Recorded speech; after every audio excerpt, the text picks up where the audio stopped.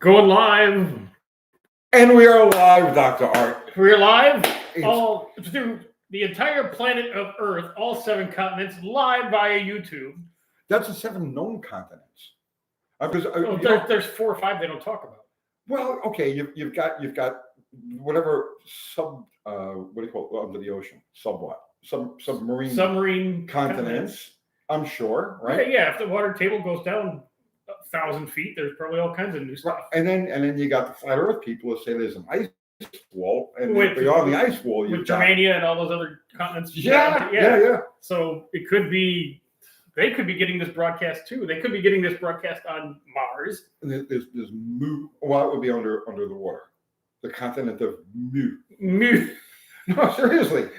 They speculate that that's where Easter Island came from. The Easter Island is actually a mountain on the continent of Mu. Yeah, because all those people, all those heads sticking up, they got bodies and there's whole stuff. Yeah, there's like 10 feet sticking above the earth and like 30 feet underneath. Right. It's out in the middle of absolutely nowhere. So it's like, yeah. I wonder if we have any viewers there. The water people of Mu? Well, they weren't always underwater. They are now. They are now, yeah. I'd hate to be a moomaid. A moomian? A moomaid. All right, man, we just went who's all in the show, sir? A weird tangent there. Mexican Spec, Greg McDonald, what's happening? Franco, what's happening, man? Side Rider, Curmudgeon, Territory, what's going on? Mike Brunello, Fubar, what's happening, brother, man? Tim Page, you want to say hi to a few people? Yeah, I want to say hi to a few people, but I was planning on taking out all the millennials with a single peanut granola bar. Are we doing sponsored spots now? No, but all the millennials will die from peanut allergies, and then we'll just have. That's true. I don't know. I can't see. Let's see who we got here. Territories, Adventure, BYDB, Brooklyn, Gideon Wallace. Wallace, Barry Cuda, Mexican Spec, Thunderstrucker. I had a water, Dr. Art. 666. What would you do with your water? I don't know. Do you need to explore for your water? I'm gonna go forage. Go forage for your own water. Forage for water. All right. Let me. See my bike? Yes. It's looking pretty snazzy. I was looking. I don't know. I was just looking at it. Yeah. It's getting there. Thinking Impaired. Hello from California, the smog control state. Chris Freemeister. Gideon Wallace. Crash Road Runner Garage. What's going on? Thank all you guys for being here. Doug Cofield. Jose Mel. Territory. My neighbor is moving back to Tennessee. I want to badly to sneak into the U-Haul truck and ride with them to California. Where in Tennessee are they moving to, sir? Scoop is here. Coda Improvements. Verifly. What's going on, everybody? It's been a busy and wonderful week here in Middle Tennessee because the temperature went from 99.999 every day to 80-something. And there's further good news. Tony has found his water. I found my water. Yeah. Rich, creamy water. Rich, creamy water. Yes, nutrient-rich water. Nutrient, yes. Okay. Did I miss anything? What did I miss? Yeah, we're just saying hello. And will this one survive? Probably. Coda Improvements is in the house. What's happening, man? Oh, loud kid. Yo from New York. Yo. The dead continent of New York. Let's see. Mexican Spec, what did you do to the YouTube gods to only have handles here? I didn't do anything, man. This is what it is. Yeah. I'm so incapable when it comes to this shit. You have no idea. You can ask him. I panic just turning the damn computer on. Yeah. And then, let's see what we got here. See if that changes anything. That changes everything. Only 18 likes. Oh my God, Dr. Art. Well, you're up foraging for water. They just see my ugly face and they're like, "Nah, I'm not giving you a thumb." But you would think that I got my water, and they would like that I got my water, and they would show it by hitting the freaking button. Right, you're not drinking Tang or No, I'm drinking Mexican water. Coke. Water, good for Yes. you, nutritious water. Let's see. Chris Freemesser. I was talking about to Barry Kuda. Yeah. Brooklyn. His name is Bill. Hello, Bill. Hi, Bill.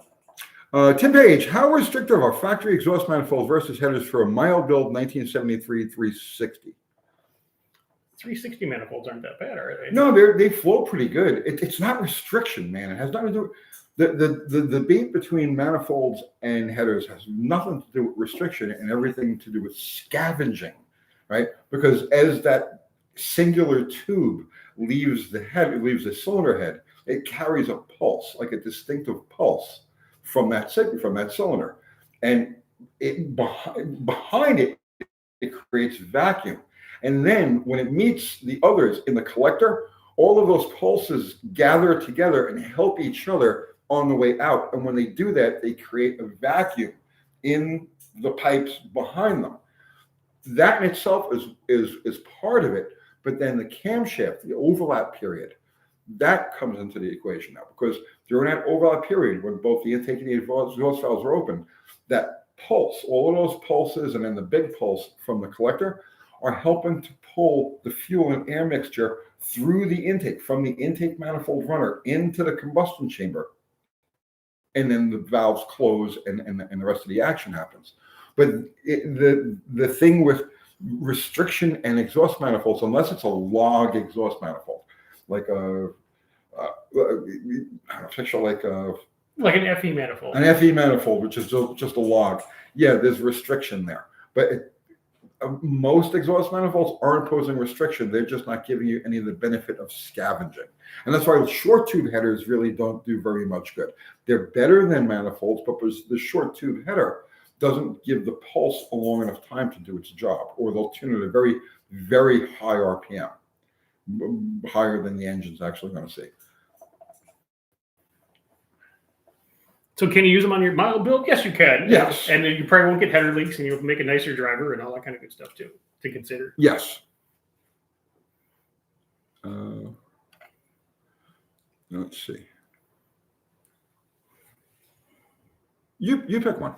What would be the best combination to build a 383 Mopar stock short block? Well, wouldn't that kind of be a 383 stock? It would be a stock 383 short block. That would be the best way. Yeah, I would build a stock 383 short block. Yeah, a little more. Yeah, a little more into that question, and we'll get. I can actually watch the live stream. Then it's smooth. Yes. The live stream is smooth. Thanks to Landlord John and his magic minions. Luke had 1802. Any tricks to get headers not to leak? What gaskets are best? Copper gaskets are best when you can find them. Or the Remflex, the big fat Or the ones. Remflex, yeah. Yeah, I like to use those. Yeah, copper gaskets are bulletproof. Remflex gaskets are close to bulletproof. Then you've got your asbestos gaskets, and they didn't even make them out of asbestos anymore. No, they can't. Yeah, what used to be asbestos, I still refer to them as asbestos gaskets because I'm older than asbestos. But conventional header gaskets would be the next thing. In the old days, to ensure that they didn't leak, people used, I never did it myself, but I know it was a trick to soak those gaskets Soak the in header. water. That was the trick when I was younger, because all you could afford was like the Mr. Gasket semi-paper ones. Yeah, and you soak them in water overnight. Like you tighten them down and everything heats up, you tighten them down again, and then you tighten them down Does that again. work? You're better off spending a little bit of time on the header flange to make sure there's no burrs and weld and kinks and stuff like that. It makes you feel like you've accomplished something. Yes. And at the end, isn't that all it really counts? Yeah, so you get to, I have soaked my header gaskets and I am a man. Yes, exactly. So let's see. Yo, copper, I need some gaskets. Firefly is fond of copper gaskets. Yes. They give me a warm, fuzzy feeling. Scoop, Will we be stopping for snacks? Dr. Arport is on. Yeah, I got would for $20 you can watch me eat it. I guess is You're gonna charge them? Yes. That's weird. That's like an OnlyFans sort of thing. Well, the rent's due. That's true. You got. Oh look, no, didn't get any likes for that. Oh my gosh. I threatened on my Monday Night Live that as soon as In-N-Out Burger comes, I'm just gonna have an entire hour where I'm eating hamburgers and French fries. When we first started doing this channel, I came from this ultimate mountaintop of really not giving a shit. So during lives, like I remember eating a pizza. Yeah, just no. And people would complain, "It's disgusting animal." Oh man. Mm-hmm. It must have worked. Territory saying, "Did you know they made asbestos sleep?" Yeah, I know they did. Sleeping PJs for kids in case of a fire at night they wouldn't burn. I wish they. Yeah. Yep, that was actually a big thing. Little kids setting themselves on fire back in like the 60s. I remember that. It was like a fear thing.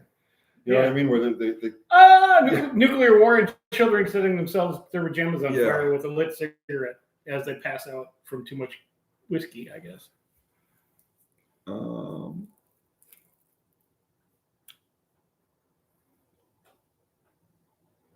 Curmudgeon has a pissing freeze plug on a 92-300 F-150. Going to try to put a block heater in its place. Okay, that's one way to get around it.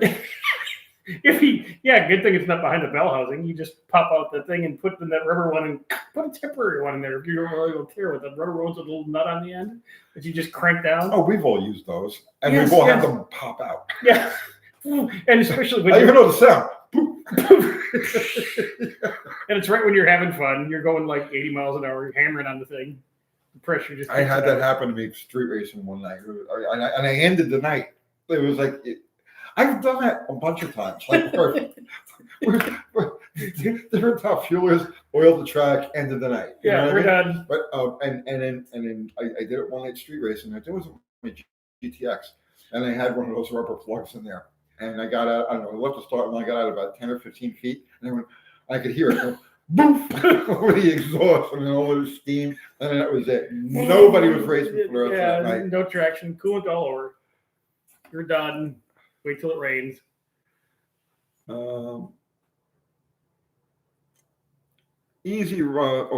Side rider. Do you know a rule for header machine? What? For a header diameter sizing? What are the rules? I don't really know about rules. I really don't either. People have a tendency to overbuy tube diameter on their headers. Yes, I'm a big advocate of velocity over volume. Yeah, because you don't need a 2.5-inch coming off of a 1-inch hole exhaust hole. Yeah. You're just gonna torture yourself changing plugs and getting it to fit in the car. Yeah. It depends on how forceful the pulse is. Well, look at it this way. Jeff's dragster, that 1,800 horsepower Hemi, the tubes are what? Maybe a 2-inch tube on each one? It's like a 2-inch, 2 1/8 or something like that. That's 1,800 horsepower. Why do you need anything bigger? Well, you go to 12,000 horsepower, and it's only a hair bigger. They're usually like 2.5 right tubes. I don't even know what size heavy tubes they're using today. But that's because of the nature of the pulse, as it's like it needs that expansion room. Mm-hmm. But for a gasoline engine, normally aspirated gasoline engine, I tend to go with the smallest tube available, given the size of the engine. So like up to like, let's say a 383, a 400 cubic inch motor, 1 5/8 primary is like plenty. I know the 302 Fords, the 1.5 inch was the hot ticket. Yeah. I'm more concerned with collector length. What happens to the pulses when they merge and go into the collector and the collector length and where you put a flange in a muffler or if they're just open, etc. Blah blah blah. Yeah, that's more science to it than the actual size of the tube, because you can take a header tube and beat the shit out of it and your car will not care on one tube. To an extent. Yeah. an extent. Yeah. So I saw that, the dented header yeah. dyno test thing. I saw that.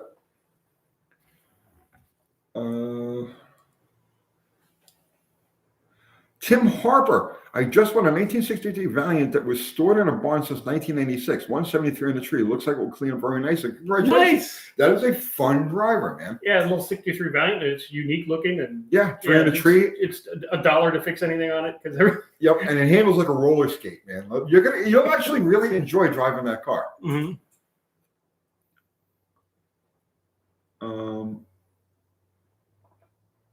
But the rest of the hot rodders go big size. You're talking about the header tube diameter. Yeah. Again, like I said, I mean, normally aspirated gasoline up to like 400 cubic inches of 1 5/8 primary is. That's what I would be looking for. Mm-hmm. You go 1 3/4, you know, but I don't see the benefit. I don't see the benefit. There isn't enough of oomph, right, or need to expand from that pulse. Unlike, we're talking about just nitro cars. Yeah. That has a genuine need for expansion, you know, given the volume and the pressure that's being expelled. But because you put that pulse in that tube is not completely blocked by exhaust. There's room for that pulse to expand in the tube and make its way out. Yeah. So you don't need a big giant thing. It's not like a marshmallow going down the tube. It's going to expand and do all what it needs to do to path of least resistance to get the hell out of that header. Coda, what is the rule for collector length? Well, the old method, I'm sure there's formulas. There's a formula for everything, right? Right. Yes, there is a formula for everything, as confirmed by Dr. Art. I have no idea what the formula is. The old ways was to take a crayon or a grease pencil, draw a line on the extension, make a run with the car, and where it stops melting, that's where you cut it. That's the optimum length. But I'm sure there's a formula.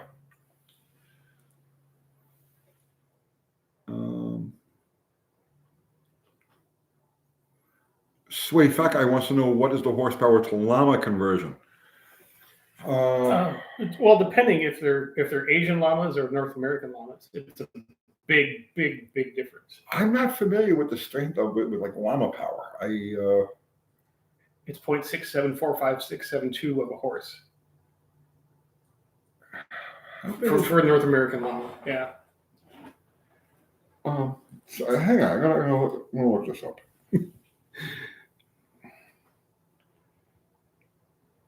Come on, just go faster.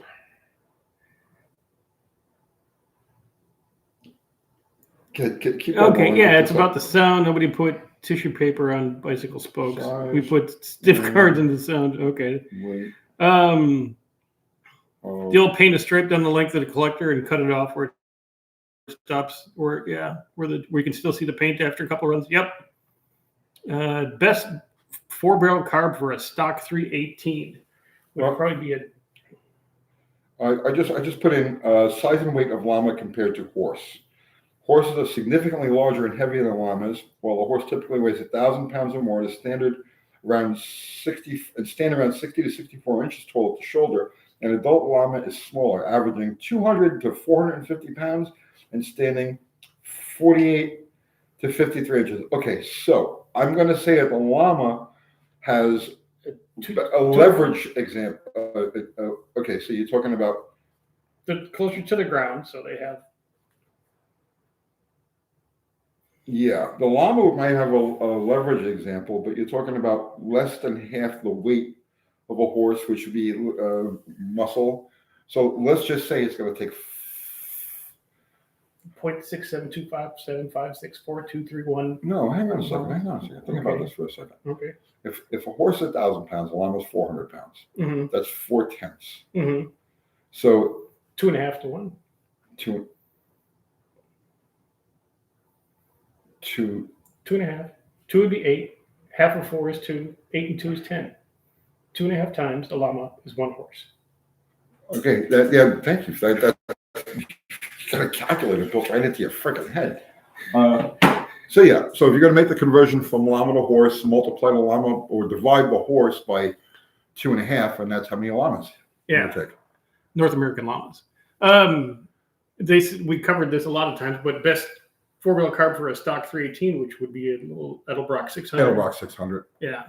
Yeah. If you're wondering about this, the best carburetor for any stock engine, under like 375 or so cubic inches, 600 Edelbrock. I'd call it 400. The best carburetor for an engine under 400 cubic inches, stock engine, Edelbrock 600. Simple.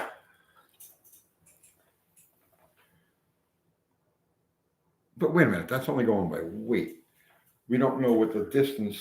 Well, then you have to go into muscle density and what they feed the llama versus the horse.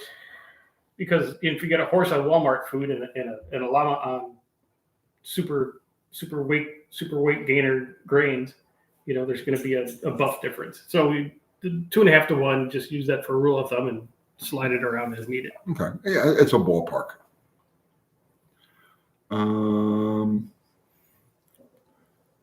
What if a 3/4 cam? Asked a llama about the 318 carb. Llama.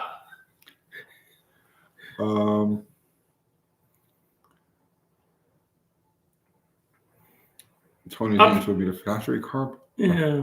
Tony, options for the cam buttons. Which engines benefit from them? Hemi 6 engine is one of them. Okay. Cam button is only necessary. Let me think about this for a second. All right, take your time. The answer from shooting from the hip is only necessary on a roller, because a roller doesn't have any taper on the lobes. So, okay, the taper on the lobes of a flat tappet cam are set to push the cam back against whatever it's using as a thrust surface at the front. So some of them it's plate or so the helical cut of whatever the oil pump or the distributor drive, okay, the helical cut of that and the taper is intended to keep the cam back, moving, back into the engine under load, under acceleration. Okay. Now, because a roller cam doesn't have that taper, you don't have 16 lifters actually, that slight bit of taper, 16 lifters pushing the cam back. Then what happens is on deceleration, the drag from the oil pump and the helical cut pushes the cam forward. And so that's why on a roller cam, you use a cam button, and on a flat tappet cam, it's not necessary. Did I answer that? Okay. Yes. All right.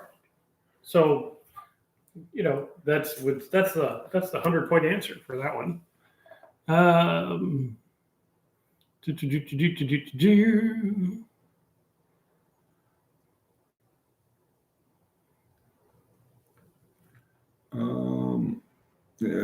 Thumper is asking, or Sweaty Fat Guy is asking about llama identifying. Well, there's Google. What the llama identifies as. Yeah. If the llama identifies as a horse, he's still only. Yeah. And I'm sure you can pump it up on llama steroids too. I mean. Oh yeah, you could probably get a llama bodybuilder. Yeah. So there's always exceptions. Benny Carfano, what would cause the turn signal to not turn off automatically? The little plastic finger. Cam canceling. The cam canceling thing. Yeah. You left them. Yeah. Change your flash. Pull the steering wheel off and all the springs and cadooners, and have fun with that. Have fun fishing all those wires back down the steering column. That's always a thrill in itself. All in the A-body is a pain in the ass. Well, any Ford pickup truck, that's just. Do you have to depin them? That's the easiest way to do it, because if you actually get your new switch and all this new wires and you pull it out and you're like, oh fuck. So you're better off. You take the old one and you clip, you leave so much what color it is, and then you resolder all your old wires onto your new cam switch. Well, on the A-body Mopars, because it uses a rectangular plug, that there's no way it can fit through anything. The early ones, 1969 and down, you actually have to take the pins out of the triangle. Yeah, and then feed the wires through it and repeat. Yeah, feeding the wires through is so much fun. Yeah. Then when they went to the steering column with the key in it, then they made it a little bit bigger. So then now it has a long, thin plug. Now it has about from 1970, for Christ's sakes. Right. Has a That long, long, skinny thin, one yeah. that you put in there sideways and push it down sideways, and it just barely fits through. Right. No, it's no fun. Firefly saying warm and horrible at the same time. Yeah. I've been accused of that. Mm-hmm. But only 57 likes. Ugh. More horrible than wrong, clearly. If we don't, I'm going to be forced to eat right here on this live if we don't get the likes that we need. You're going to go that drastic, bro? Yeah, and it's going to be crumbs and everything. I say a little rip. Well, we'll give them a chance to redeem themselves here for a minute, but they're still talking about. It's always the carb debate when someone asks us a carb question. Yes. It's 700 answers. 72Z trying to talk about nitromethane. That will get some likes. Bullshit. Yeah. Honestly, one of the worst videos I've had in years of doing this. Okay, I can go back over all my videos and count the ones that got less than 20,000 views. Okay, and I did that one on with the hat and everything like that. The one with the hat did okay, but the one with all little lines where I was showing how. Yeah, and how to jet them and the science behind that. Nowhere. It's got like 14,000 views. These people ask for tech. They want, give us tech. And you go so deep in the rabbit hole, it will hurt your brain, and everyone goes, no. Right. It's like, yeah, exactly. But they love the boomer chair stuff. Every time I do a boomer chair video, they're like, yay, give us tech. Yay, boomer chair. Yeah, Tony's in the rocket chair. Yeah. And then you get the other ones. We want tech. Talk about shit. Go back and watch the Nitro video. Talk about cam lobes. Right? I'm fine. Yeah, I do. And the metallurgy of an Urson cam versus. Yeah, exactly. Do the live from the boomer chair. We can't both fit there. No. That would be odd. Eric DeRench. Well, yeah, we can't afford nitro. I couldn't afford it when I was doing it either. Somehow or another, miraculously, I did it. Max Garage. Really enjoy the wealth of knowledge you two are. Thank you, man. I appreciate it. Thank you. Barry Kuda is saying for the Hemi 6, Chrysler Australia recommend a modified timing cover with an adjustable bolt, putting slight rearward pressure on the cam. Is that with a flat topper or a roller? And then the Hemi 6, does it have it's got to have a thrust plate. Yeah. Yeah. I have never in my life ever come across a flat tappet solid or hydraulic cam that had a button. Now I'm not saying it doesn't exist, but I've never come across one.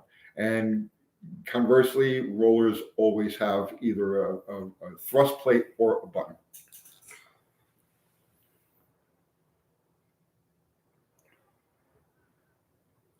The real 50-inch DOP, can I put a racing carburetor on my 1999 Grand Marquis? If you want to be a hero, yeah, man. You want to be styling with, Yeah, take that and a 99, just take off that cool elbow and throttle body and make an adapter and bolt your carburetor right to that plastic intake and feed you a line and and then go out and pop your hood, because you be styling and it will drive the bitches crazy. I'm telling you that right now. When you roll up in that Grandma Marquis with the carburetor with the chrome with the white paper filter air filter now sticking out of the hood because it's so much higher, they'll be falling all over you, sir. The holes. Technical question. Have you had any experience with total seal gapless piston rings? And would you bother clocking those on initial setup? I'm not even sure how they work. ZGS rings, zero gap secondary ring. Have you ever used them? No. Yeah. Zero gap secondary rings. Okay, so the concept behind this is instead of having a gap where the rings butt up against each other, right? You have an overlap. All right, so the ring is cut half on the bottom and half on the top on the ends, and so when you put it together, they overlap each other. Zero gap secondary. That's what that's called. They have gone the same way as anti-reversion headers, which was a big thing. Everybody was explaining. Remember anti-reversion headers? With the little triangle finger that was supposed to catch the pulse coming back in, and right. Yeah. So I mean, if they worked, if there was any validity to the zero gap secondary concept, they would be in everything. All over, every engine would have zero gap secondary rings. There would be no reason to not. Do you see what I'm saying? So, and just like anti-reversion headers, if that concept actually worked, every header would have an anti-reversion cone in it. What's another thing that's like that? The little tornado thing. Oh, the tornadoes, yeah. Yeah. I beat the system. I put a piece of screen over the carburetor. The triple electrode spark Oh, plugs. the triple electrode, yeah. I mean, ground straps. Split fire, yeah, for power. Right, yeah. If any of those concepts actually had any validity at all, they would just be universally adopted by everybody across the board. Yeah. That's simple. Mm-hmm.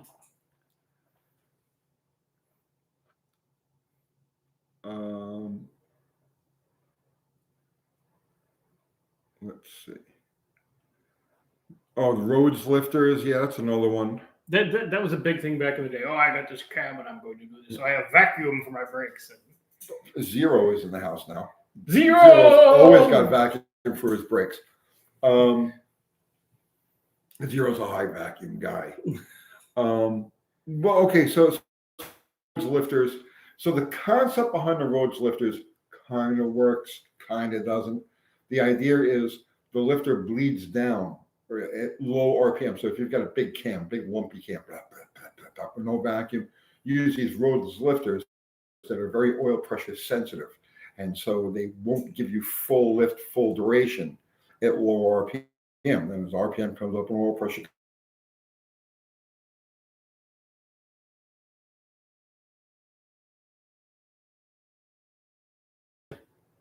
Uh-oh, we're freezing. Well, on this end, maybe not on their end. So Okay. don't panic. I don't know, guys. No, we don't know. No, we're not giving you permission to do jack shit. Okay. Right. That's.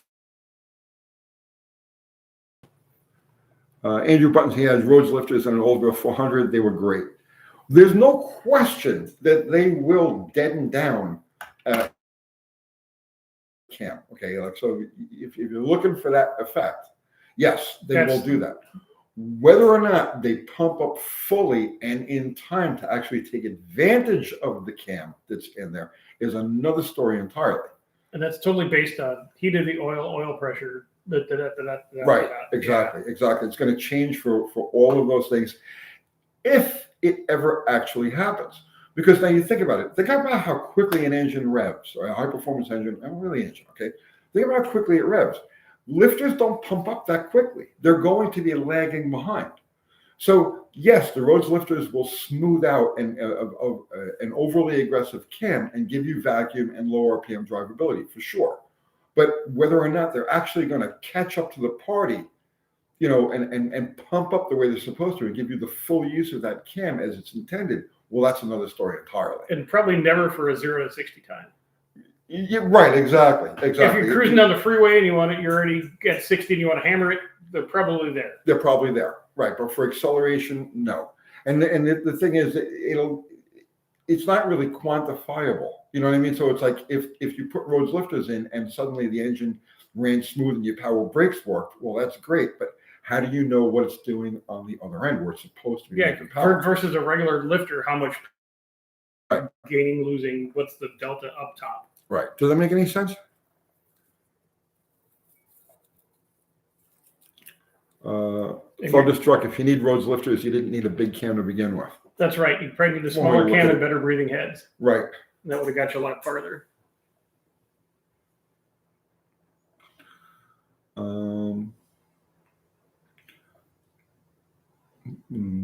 Is Mexico spec calling us boomers? You're not a boomer. No, I'm under the boomer. Clairvoyance vision.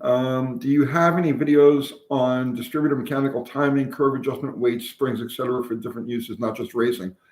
You're a clairvoyant, no?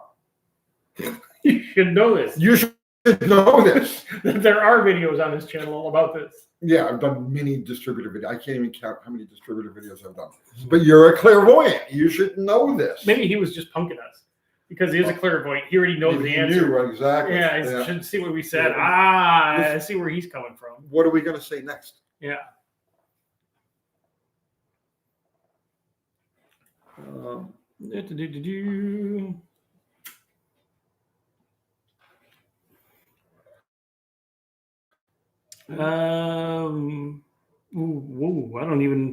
I can't even break down that name. Ellen the Wolverine State.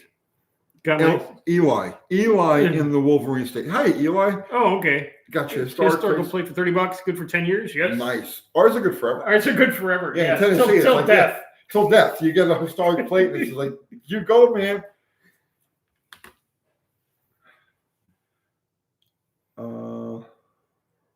William Stamper, what's happening, man? Mm-hmm. Only reason I've considered roads lifters lately is due to high quality of face of lifter to avoid the dreaded flattening or flat. Okay, well, that's a good point. Yeah.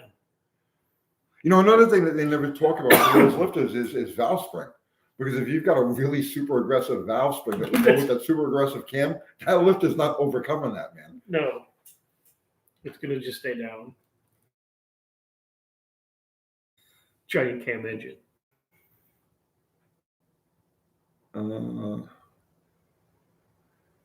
Eli is saying, yes, restriction, but keeps city off my back. It's a plated vehicle. That's right. See, now here in Tennessee, they do not care. I know you're supposed to be driving only on Sundays to the ice cream store and back home. Right. But no, I've had cars that were ridiculous that I daily drove that had historical plates. Yeah, and the trooper will pull up behind you and then pull alongside you and give you the thumbs up, have a cool car. So yeah, we're very fortunate to live in a state that's friendly towards our culture. Yeah. The only way, honestly, if you've got a, okay, so like they'll be pretty harsh on like the kids, you know, like the racer type and shit like that. And sport bike guys, they're kind of because listen, they've earned a bad reputation.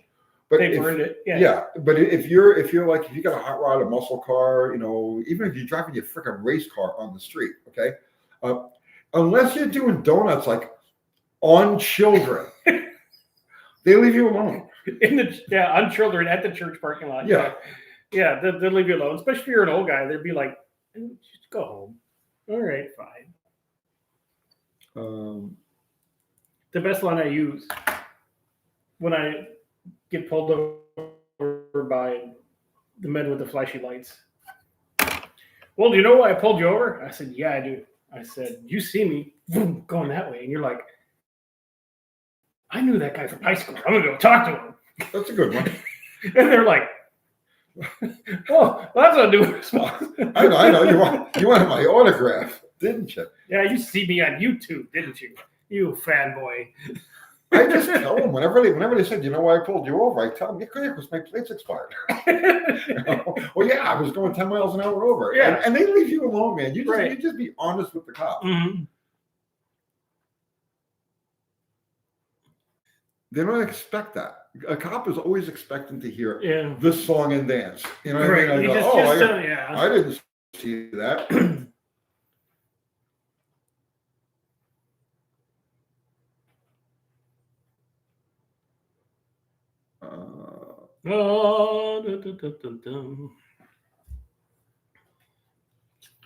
Jay Brower, TN has so many styles of plates that the cops don't even know what's what. As long as you have a valid registration, you're fine.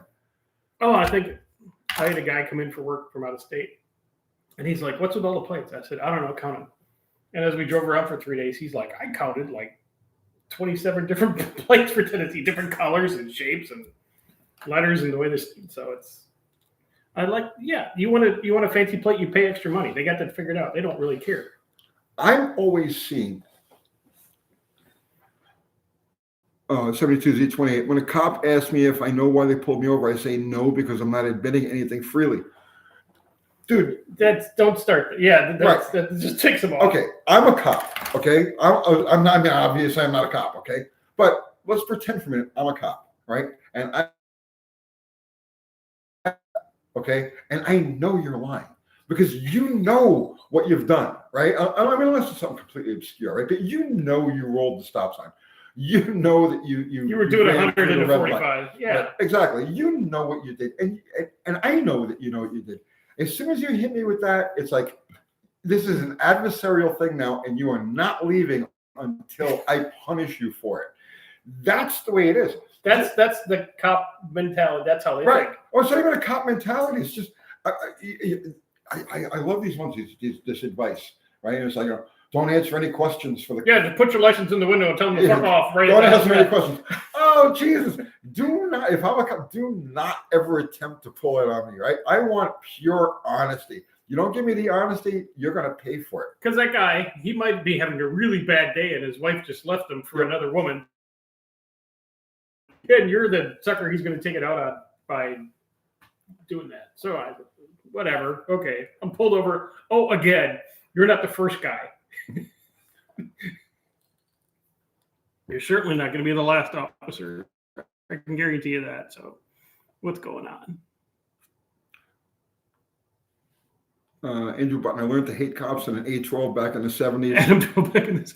I hated cops in New York, man. When I was in New York police, you have no idea because they're nothing but revenue agents there. If there's trouble, they hide until the trouble is over. You need help. They're not there. They're only there to generate revenue. I hated cops in New York. I moved to Tennessee. Complete. You know what I saw today? What you saw today? Seriously, today, right? I'm coming back from, I don't know, I was on I-24. I was coming back from something. I don't even remember, right? And as I'm driving along, I see a trooper, right, parked backwards with his hood up, and he's giving some old black lady a jump. Mm-hmm. I guess she pulled over onto the shoulder. Yeah. She had a dead battery. The trooper turns his truck around, pops the hood, and he's giving her a jump as I'm driving past. Yeah. I'm like, yes. This is to serve and protect, okay? Right. You're serving, you know what I mean? And, right, not to find and supervise. Yeah. Right. Mm-hmm. Right.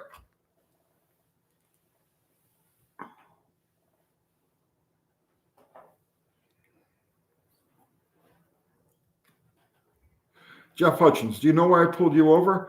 If you don't know, I'm not going to tell you. And you are going to get punished for that.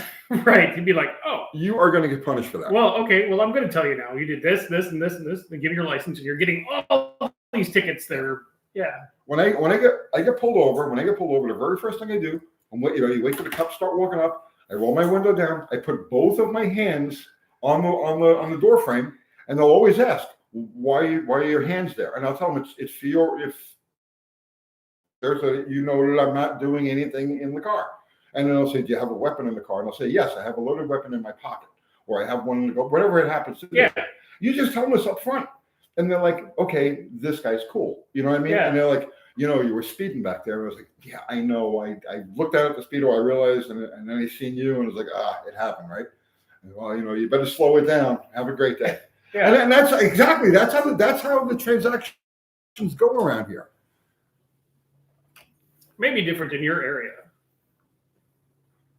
Yeah, maybe different in your because area. I've lived in other cities where it's like, there's Art, and there's his Mustang. Let's give him his daily pullover for no reason whatsoever, just to see what's going on. Do we have any cops or ex-cops in the audience here? Am I right?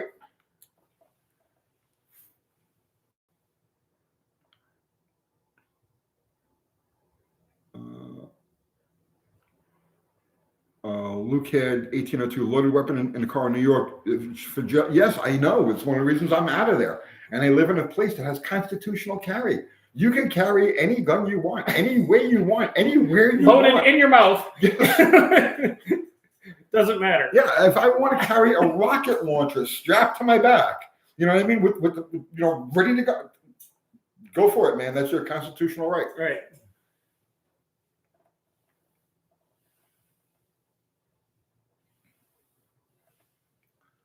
Oliver is saying, I'm a police brat. I know the things.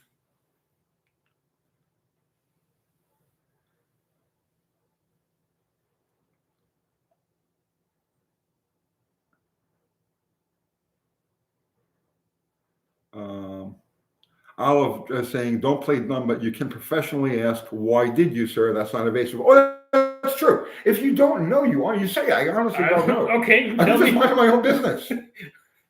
Trying to go home. Kind of got to pee a little bit here. What's going on? Most of the time I get pulled over is because of the belt. I don't like burns. I just don't wear seatbelts. I wear seatbelts in a race car, of course, but in a street car, I just don't wear seatbelts. I don't wear a seatbelt on my freaking motorcycle. So most of the time I get pulled over for that, and I'll tell them, yeah, because you see, I didn't have a seatbelt on.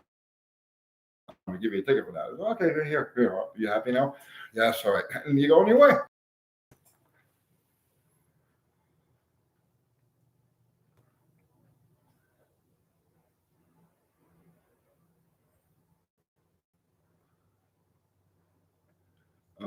Thumper said he's playing dumb. It's authentic.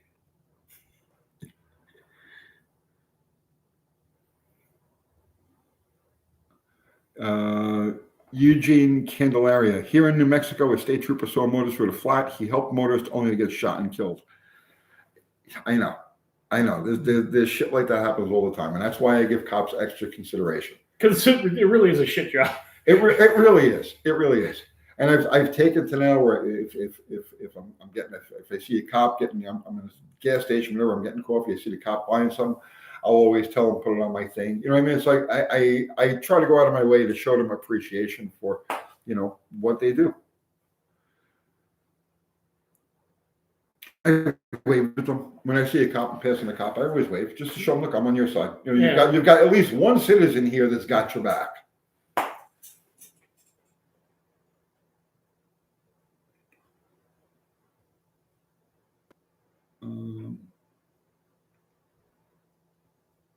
Zero saying pulled over speeding with expired tags, with tags on that were not mine. All I got was a tailgating ticket. Be cool and get results. Ask me how. Yep. Well, because you're zero. Oh yeah, that's true. You have immunity, bro. You have immunity. Cop pulls your. Are you zero? Well, yes, I am, sir. Yes. Yes, I am. In your best bass voice.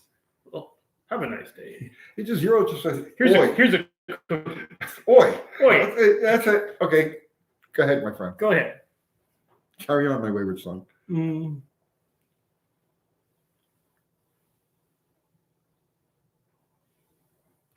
Primus, you fourth.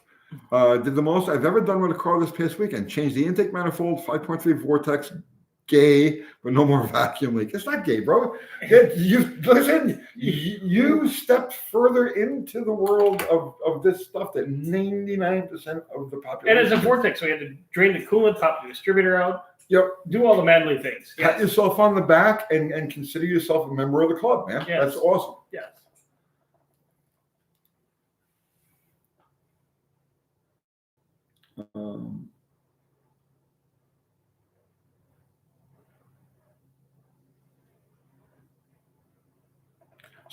Sweet fat guys, I have a super cute state trooper, 5'4" blonde, give me a jump start with a 65 GTO one day. Absolutely floored me. Mm-hmm. The Blue Ghost wants to know, Dr. Art, is the Barracuda coming along well? It is. The interior is in it. All the carburetor linkage is all done. I replaced that door latch on the swinging door of death on the passenger side, so it closes now like butter. Nice. Where'd you get a door latch from? eBay. Nice. And the car had no door panel, so it was very easy to just reach in there and take out the window channel, and did a whole video on it and stuff like that. But it's I basically need to go get some gas for it. Out of gas? Yeah. Go get some gas for it. But these last couple of days we've been very busy. We've had stuff going on. So, and then one of my viewers on Monday night is a freaking genius. He said, take it up to Mopar and sell it, which is in just a few weeks. Or put it, because I want to put it in Marketplace like right before that. Just take it up to Mopar. Yeah. That would be the thing to do. Right. That's a genius. That's where we have viewers. That's why we have viewers. I'm like, oh my God, that's genius. And I went into it always rains every time I go to Bowling Green Rant, and it's $30 just to get in the door. But there are some other things, but no, it will be for sale here shortly. So anybody in the market for a 65 Barracuda that's far along on a project car, formerly known as Scribbles, now as Smog, new tires, new shocks, all new brake lines, blah blah, interior, blah blah blah. $6,000. That's it. That's so cheap. With a good title and a set of keys. A good title. Where'd you get that from? I know people, but there you go.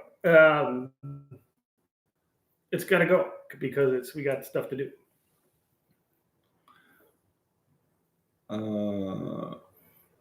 I like scribbles. Well, you can buy it. Yes. And you can name change it back as soon as the title's in your hot little hand. You can name it Scribbly Boobily Booba if you really want to. Just come with money. Buddy Carfano, I guess he's the one who gave you the idea. Yeah. Buddy is a genius. Yes, it was. Yeah. Jimmy Luz, thank you for the super chat. What is Uncle Kathy's favorite vehicle in your fleet? Well, that's a good question. Is it her Roadrunner? Well, yeah, probably the '68 Roadrunner, which would be a reason for her to be mad at me. But I think so. But probably the Charger, because she's put a lot of work into the Charger. I think that would probably be fair. I don't know. Let's see. What time is it? Okay, she's home now. Kathy. Kat, if you're watching this, what's your favorite vehicle in the fleet?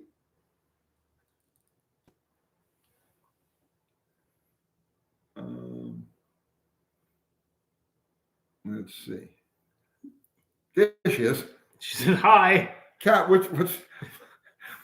how did Molly do? Good?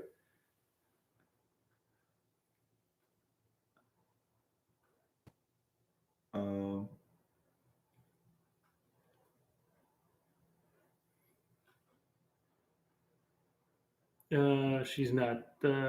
She's. There she. Oh no, there is.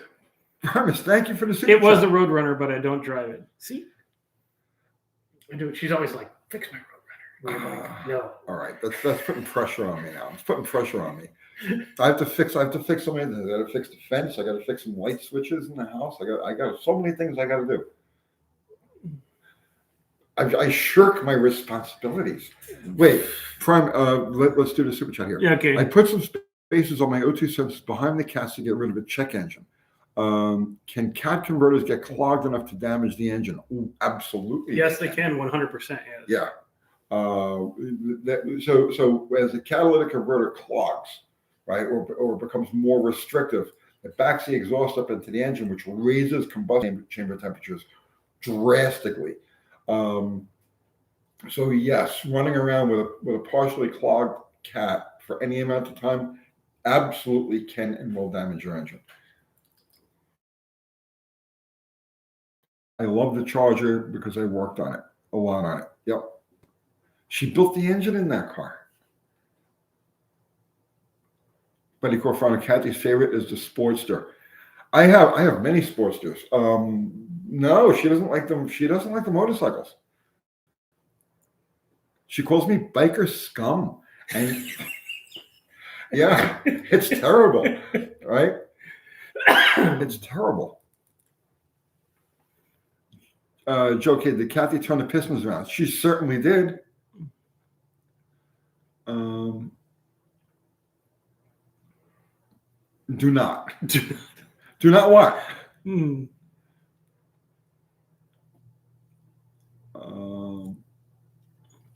Dean Stevenson is eating kiwi fruit. Nice. Do not feed the kiwis. How is Kiwi doing? My ex-friend Kiwi. He's doing good. He's good. I don't have time. No, I don't. If he's got something with the fuel injection thing and it's puzzling him, he'll call me and we'll work through it. But I don't have time to anymore. You're in touch with all of my exes. What am I, your attorney? How's Mopar doing? I haven't talked to Alan in a while. Really? No. I hope he's doing okay. Yeah, seems to be. Kathy's saying, I don't call you that. I can't tell them what you, this is YouTube. There's families watching. I can't tell them what you actually call me. Cuddle monkey. You just don't want to admit that. I gotta see some. Okay. And she said Molly did great. How could she do anything but great? I feel bad for all of the other dogs in her class because there's no way. You know what I'm saying? I have another dog at the house now, by the way. So you have another dog. Her father's dog. Oh, what kind is it? He's a one of them mind blank Australian shepherds. Very close to a border collie. He's polar opposite. Really? Yeah. And they're probably watching, so he the dog may be watching, so I won't go into it, but he's polar opposite of a border collie. So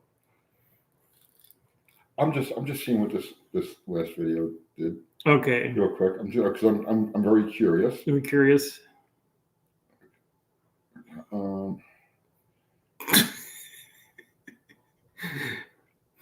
They're really rolling on you. Roll on me. What Bearded, braided back hair, snuggle puppy is what Candy calls you.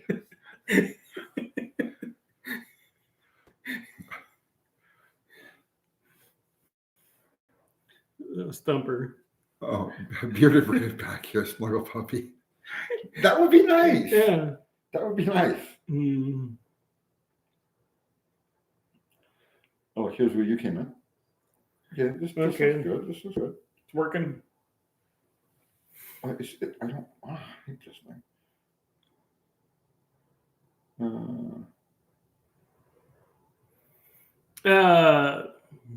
Neon 570. Any experience in trying to get an Edelbrock carb to flow better, airwise? Yes, you replace it with a Holly. If you're all about airflow. Definitely mechanical for carburation, but beware of the Chinese ones. Okay, they're talking about something else.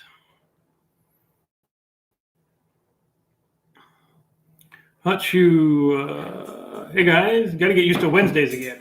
Yes. It's Wednesdays. It is Wednesday. Yeah. Prince Spaghetti Day. You don't remember that? Prince. I kind of. It's way back there. In the 70s, the early 70s, there used to be Prince Spaghetti. Mm-hmm. Okay, it was like Ronzoni, right? Yeah. Prince Spaghetti, and the commercial was it was like in Brooklyn, okay, a crowded street, and this stereotypical Italian mom, right, leans out the window and goes, "Anthony!" Because they're all Anthony. Yeah, Anthony, it's Prince Spaghetti night, and then of course the kid comes from. Yeah. I'm coming, mama. You know what I mean? So yeah. So I'm a coming, mama. Right. Hey, I'll be right there. Yeah.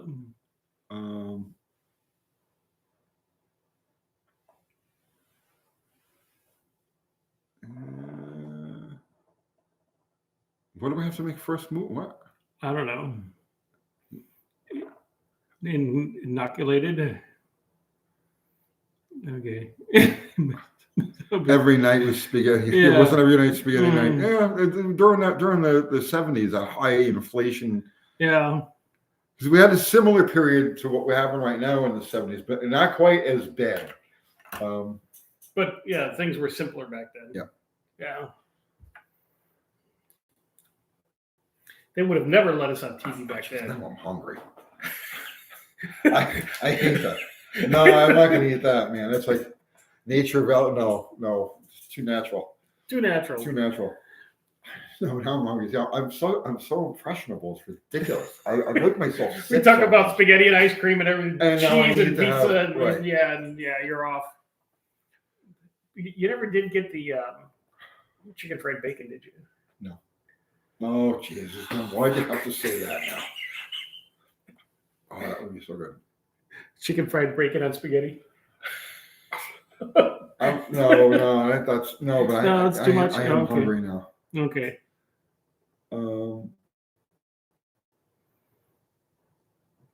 As you were saying, Anthony is my son's name, one of the great names, to be honest. Mm. Yes, that's a noble name.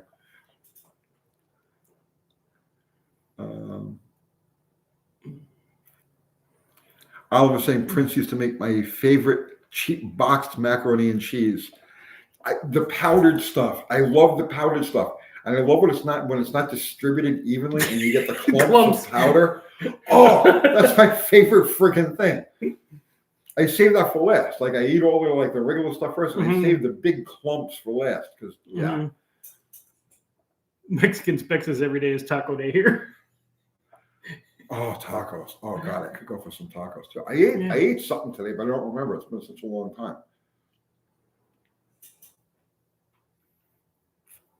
Well, I go by Tony and that ain't. Oh, It didn't stick. Never. I've been Tony since.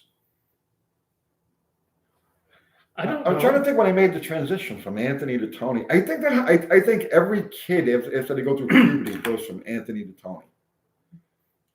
Yeah, you're Anthony, and then you're Tony. Yeah, your voice drops and you're Tony. I get it. Makes sense.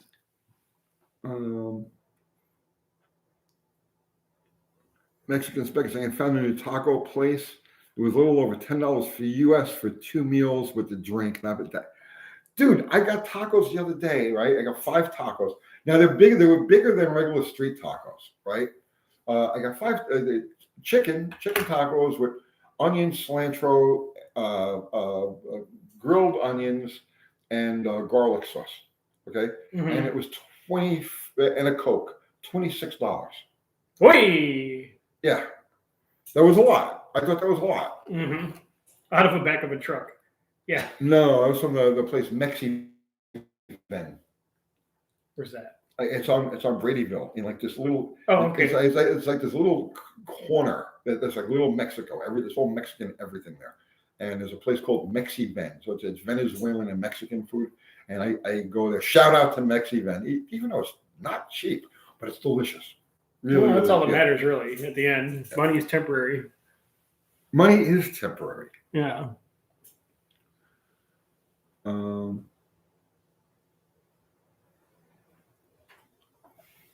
71Z28. He's out. He's going to bed. Good night, brother man. Best way to cool a 727. I'd fly to high Don't altitude. get in the water. High altitude. It's colder up there. So get in your 727 and get it really up 50, 60,000 feet. That would do it, or dip it in water. You know, find a lake. No, honestly, transcoolers don't really do that much. I know you're supposed to have them, right? And maybe under extreme use, towing. But really, generally speaking, transmission coolers really don't do very much. What I generally do is I'll put 2 or 3 big holes in the top of the bell housing over the converter, because that's really where most of the heat is generated. So if you got a high stall converter, it is making heat. That's I never leave that inspection plate on. Yeah, I leave the inspection plate off, and I'll put 2 or 3. Take the hole saw and put 2 or 3 holes in the top of the bell directly above the converter, and that helps. You can actually you could. After you make a run with a car, you can put your hand over the back, and you can actually feel the heat come off the converter against the firewall.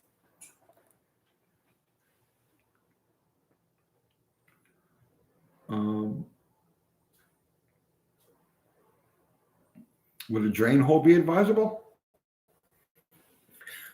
Well, it's taking it out of context. Yeah. Yeah. What you looking to drain there? I mean, don't we all have a drain hole? Yeah. Yeah. You need one. Yeah.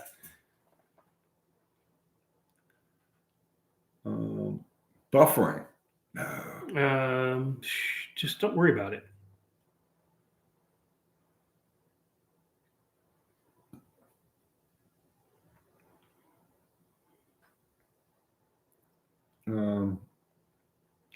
Now we know why he exploded a 727 doing neutral drops. Who hasn't exploded a 727 doing neutral drops? Come on. It's a rite of passage. Can you call yourself a man if you haven't exploded a 727 doing neutral drops? I don't think so. No. I had the worst explosion I had was actually a clutch in a 68 Charger. Kathy would remember this. I exploded a clutch in a 68 Charger, and it took the what do you call it, the tunnel part of it, and wrapped it over my foot. Oh, it didn't go through your foot. It just didn't go through my foot. Over your foot. Yeah, but it blew the transmission tunnel in such a way that it folded over my foot. Did you have clutch going up in the dash? No clutch went in dash, but like everything from the flywheel to the rear end, like deposited itself On the ground. on the ground, on the ground. Well, get out and push, cat. The shifter hit my hand, so the shifter hit my hand like a freaking bullet. And I remember sitting on the side. I was racing this guy, Paul Antonis, and when this happened, hey Paul, he pops on here real quick. Okay. We were kids, and I was racing him when this thing happened. And I remember sitting on the side of the road, and so I was on the side of the road, and I got out and I sat down because it was pretty severe. It was intense, okay? Yeah. And I sat down in front of the car, and Paul backed up, and he's and was standing there. He's like, "What happened?" I says, "I don't know." And as I'm saying, "I don't know," a car goes driving past us, and there's sparks coming off the back of the car, and it was my clutch linkage. Oh, Clutch dragon! linkage, yeah, got caught up in this car, and it was driving past. Like, hey, I need that. Making sparks as it went Z along. bars, man, dragon sparks down the road.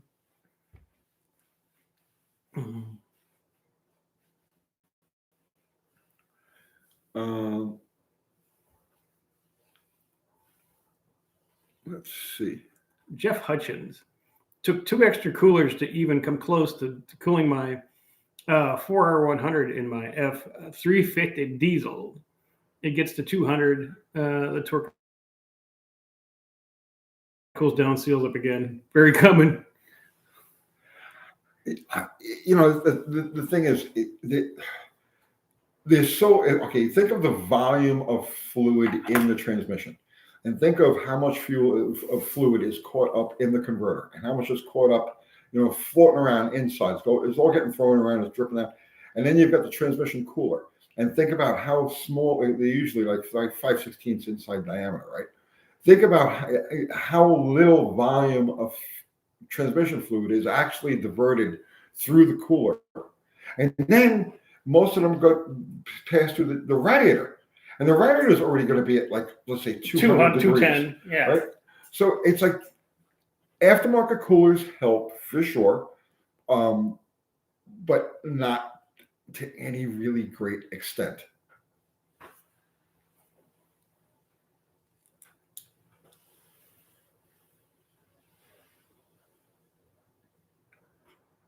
Rope 1958. When do I start caring that my 2018 5.7 Ram exhaust manifold leaks when it's cold? 2018? When your check engine light comes on. Yeah, because it's sucking air. But other than that, now, if Mr. 2018 Ram, if you ever have to replace an engine because the cam goes flat because it's heavy, and it kind of will, if you choose to put in a big gnarly, made by whatever hot rod racing Hemi cams, and you try to tune it with a leaking exhaust manifold, you might as well just jump off a building. Ask me how I know. But yeah, the Rams are horrible for that, and then they're horrible to tune because of that. The holes. Here's another one. What do you guys think of aftermarket girdles for bottom end journals? They seem to be around a bit these days just to beef things up a bit. Do you use them? On every small block Ford you want to actually do something with. Yes. So the small block Ford. All right. The weak part of any. All right. I'm going to make a gross overgeneralization. The weak part of any standard V8 that we would come across between the cam and the main saddle. Okay, and they're all designed pretty much the same way. Variations, right? But it's always that area that's between the cam bearing and the main bearing, right? So the Fords, those 302 Fords, there's nothing there. There's nothing. Paper. Yeah, it's like a potato chip. Okay, so Ford, those like Windsor Fords are known when you like without any other damage. Okay. They're known to just split in half, right? The blocks. 2 4-cylinders still running. Yes. So for those engines, yeah, absolutely. Other engines, it just depends. It depends on the use of the engine. Yeah, unlike anything with a skirted block, they're useless, really, because if it's like an LS or a big, a Y block Ford or something like that, where that's fully skirted all the way down. You got cross bolted mains and stuff like that. No use. But for stuff like a 318. Well, so the pecking order would be from 2-bolt main to 4-bolt main. Some of them have 6-bolt mains, and the whole idea there is to support that area between the cam and the crank, to support that area by spreading the load out into the side walls of the block. I don't know where I was going with that. I don't know. You're really going good, and then because I just started thinking about food again. And then just bolted to the block, and I made a great cheeseburger. Yeah. He was asking about what you use pecking order. So yeah, so basically it depends on the engine that you use.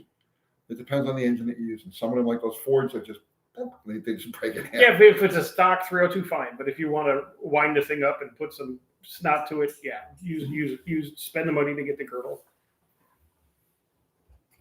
And if it makes you feel better, by all means, do it. The Bullet 69 Falcon 289. I've seen those potato chip 302 Fords run second quarter mile. Yes, we've all seen them run second quarter mile. You forgot some digits there. C. Burlock is saying splayed bolt mains are better. Yes. It's just the more support, and it's in like a 318, because the cam is so much higher. It's got just more material. And Barry Cuda says he knew some Dutch people and they had seaweed candy. Yeah. Oliver saying, yep, on seaweed. Yeah, the Japanese, they would bring that over too. Oh, your candy foil. And be like, yeah, it's green. It's not candy. You had a poor childhood, sir. Thunderstruck, what are your thoughts on the 4.7 swap firing order? It sounds like hell. There's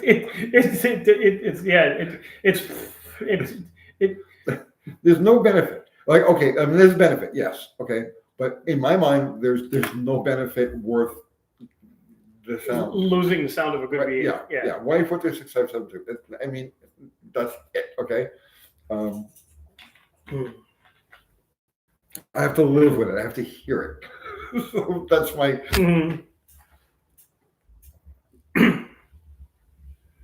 Hot shoe. I use the scatter shield on any car I intend to race. You're smart. Yeah.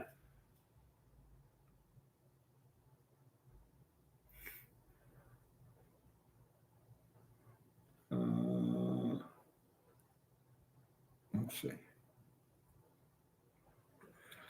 Jason Matthew, 440 is lean with a 780, but 950 double pumper stumbles. Well, where 870. Well, I mean, the CFM is fine for that. If it's lean, it means it's jetted improperly. Lean's got nothing to do with the size of the carb. Yeah, and your 950 double pumper stumbles. Dude, you have tuning problems. Go back to the 870 and start jetting it up. I mean, go up 2 jets on your primary and try it and see what happens, and you'll good or bad, and then go the other way. But you're probably going to go up at least 2, maybe 4 spots, and you should be okay. William Stamper is experiencing uncomfortable silence. Okay. Maybe he needs a dog. Name the car Stumbles. Yes. Don't fix it. Just name it. Name it Stumbles. Stumbles, and that's a feature. Yeah, exactly.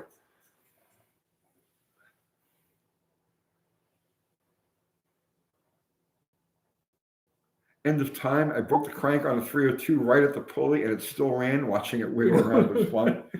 Yeah.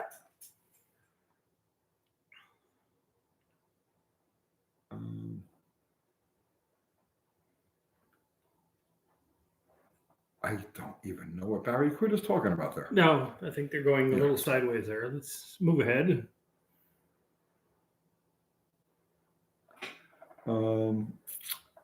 J.P. Dice used to build 300 ZXs. Why would the lower compression turbo engine make more power than when I turboed the naturally aspirated engine? Same ECU, same injectors, same turbo. All right, one more time now. Why would the lower compression turbo engine make more power? Do you have, okay, well, now I'm not familiar with the fuel injection system that you're using, but, or the ECM that you're using, but does it incorporate NOx sensors? Because if it has any sort of NOx sensor involved, it's going to be back in the time and way off on the higher compression engine. Yes. Yes. Mm-hmm. See, I turned to the fuel injection, the EFI guy, and he confirmed it. Yes, that's one possibility. That's one possibility. Mm-hmm.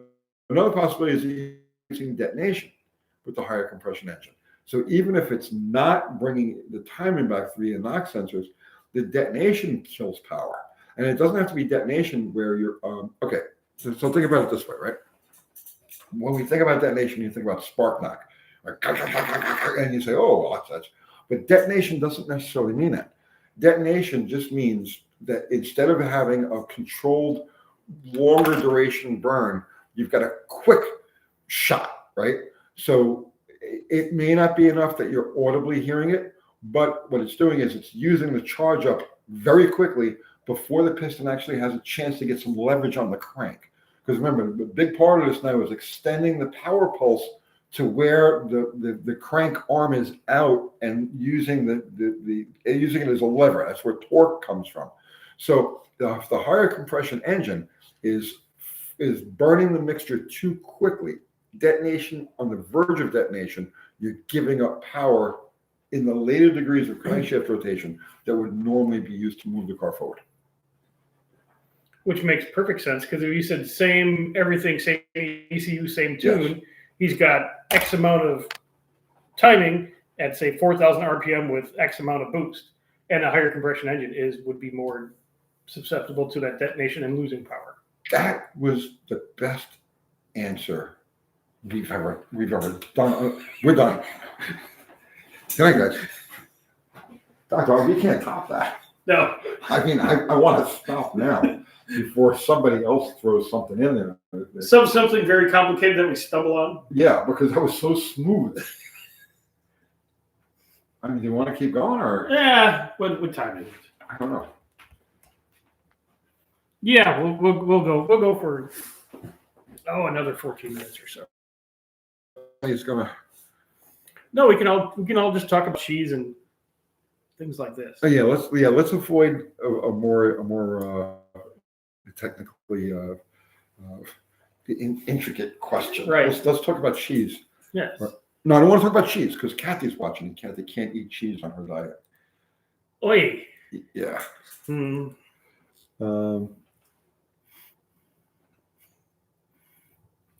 CD Burlick, what about a turbo and offset crank?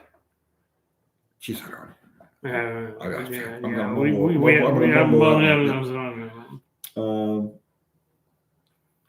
All downhill from here. Yes, Zero. I know. That's right. I know. I might have actually peaked with the answer to that question. The fathers jumped the shark. And it was maximum Tony right there. And now I'm afraid. Yeah. It takes a lot to make me afraid.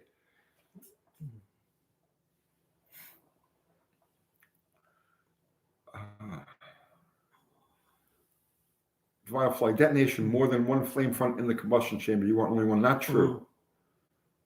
Not true. It doesn't have to be I know the common the visualization is two flame fronts crashing.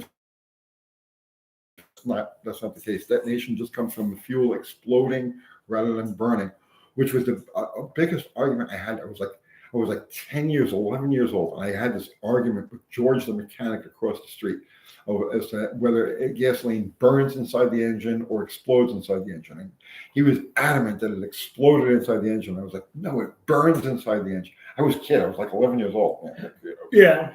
But I heard I absorbed like Smokey's power secrets. And, right.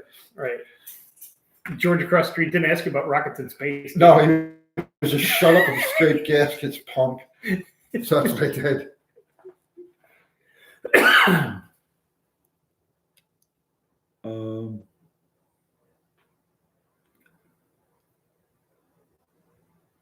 Gouda? No, guys. Kathy Bananas is watching this. She can't have cheese. She loves cheese. Let's not talk about cheese. See, I'm looking out for you, baby.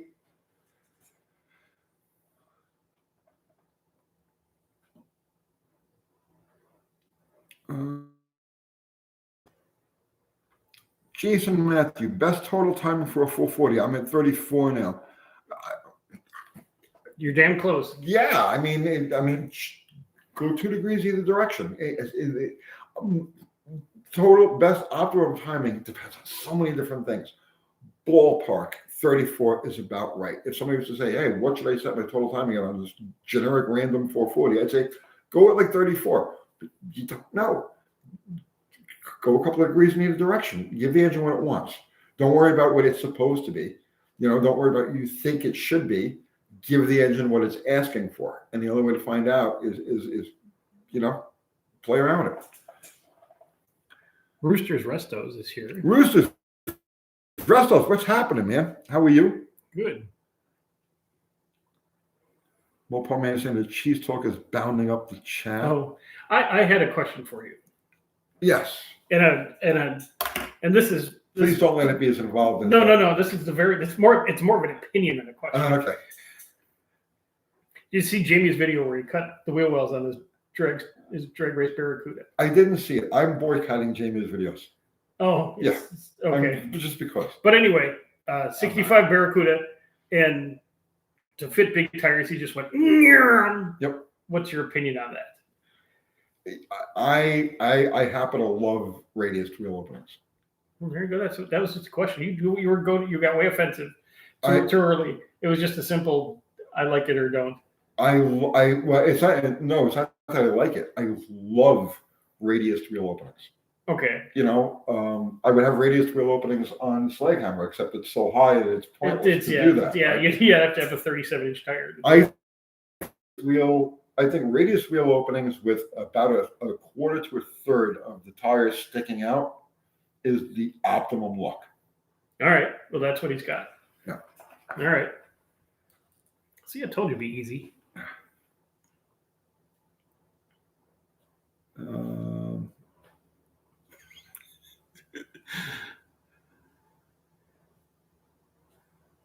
Let's see.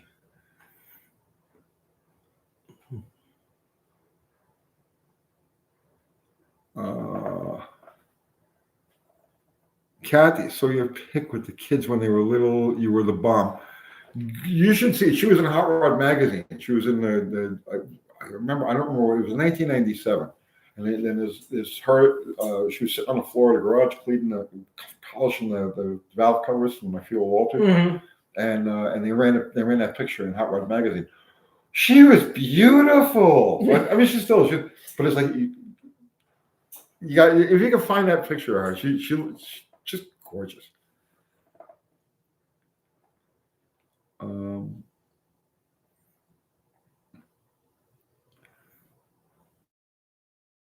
Flame front propagation is caused by heat of compression instead of spark plug. No, not necessarily. If the conditions are right inside the combustion chamber, right? There's a high enough temperature and a high enough pressure so that the mixture is on the verge. Then yes, the spark of ignition can cause detonation. Doesn't have to. It can be, detonation can be in time with the normal events, but what it does is it speeds up. It's causing the major release of fuel at a point where it's not advantageous. So if all of the fuel is being lit suddenly as the piston is still on its way up to top dead center, or just immediately past top dead center, when the crank pin and the connecting rod are in line with each other, if that's when the lion's share of energy is being released, you get detonation because there's resistance. Now, if that same if the same level of energy expulsion or use is, let's say, 20 degrees past top dead, 30 degrees past top dead, then there's enough angle on the crank arm that you're giving the rotating assembly a shove, right? And that's where slower burning fuels make power. See, so basically what you're doing is you're doing the opposite of having a slower burning fuel by detonating the mixtures in the chamber too early in the cycle.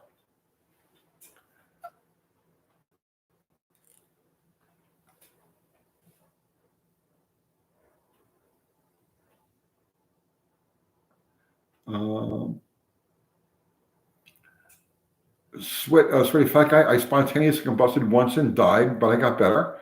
It happens. It happens.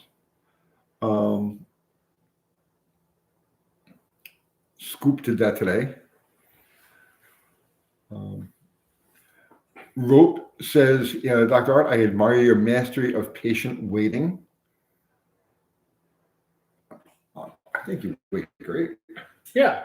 Professional waiter. He's good.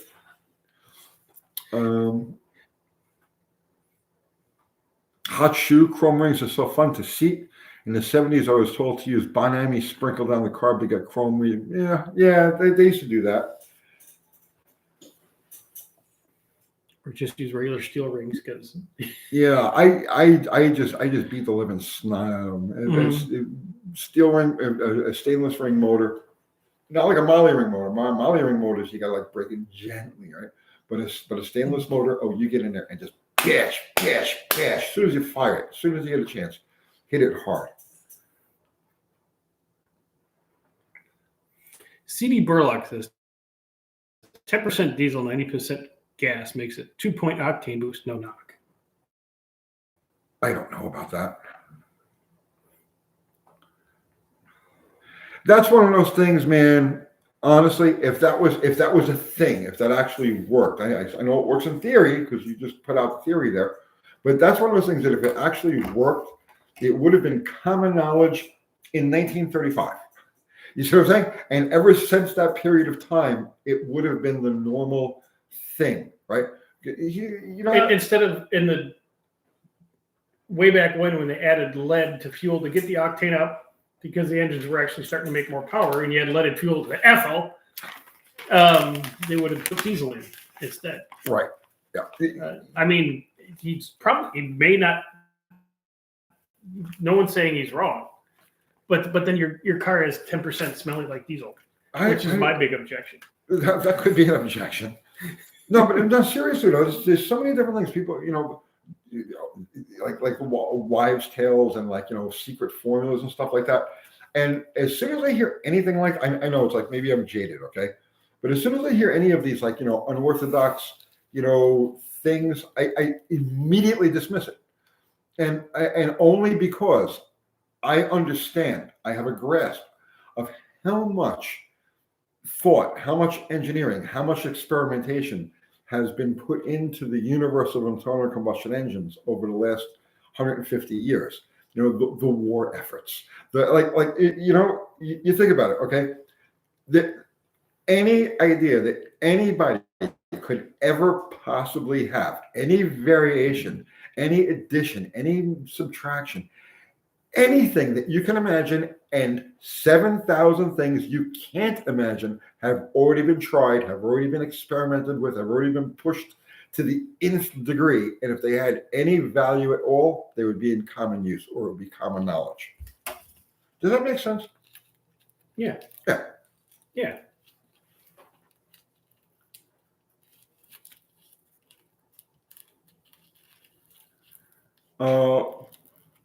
Sully, 97 hot rod fuel altered, right? Yes. Yeah. It was called A Few Moments in Hell. And Kathy's in there cleaning valve covers.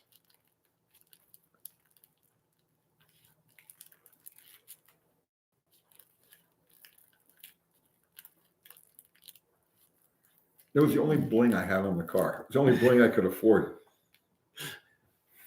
Give it to Kathy so she can do it right. His beautiful chrome valve covers.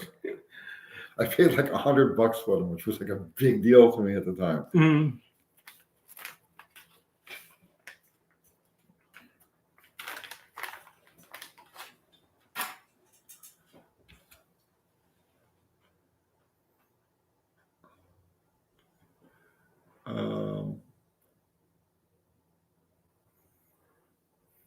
Somebody asked about a speed of a GM diesel car, and now they're in a GM diesel frenzy here.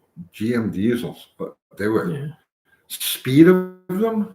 Oh, they were notoriously slow. They had no speed. They were notoriously sluggish. And those, especially the ones that put in the big Cadillacs and stuff, would be like, That was what killed them. You know, that's why people lost interest in them. They didn't want to deal with them because they struggled to keep up with traffic.